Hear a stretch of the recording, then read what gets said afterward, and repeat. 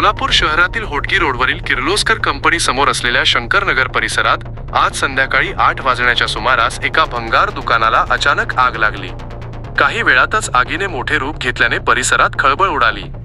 आगीची माहिती मिळताच अग्निशामक दलाच्या 2 गाड्या तात्काळ घटनास्थळी दाखल झाल्या।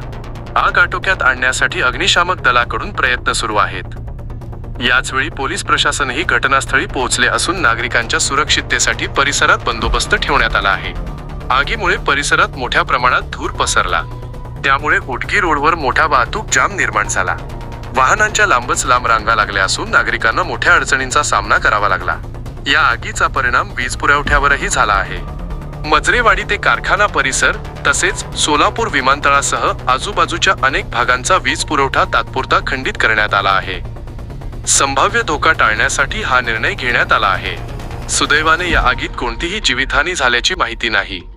मात्र भंगार दुकानातील साहित्याचे मोठ्या प्रमाणात नुकसान झाले असल्याचा प्राथमिक अंदाज आहे। आगीचे नेमके कारण अद्याप स्पष्ट झाले नसून पुढील तपास सुरू आहे।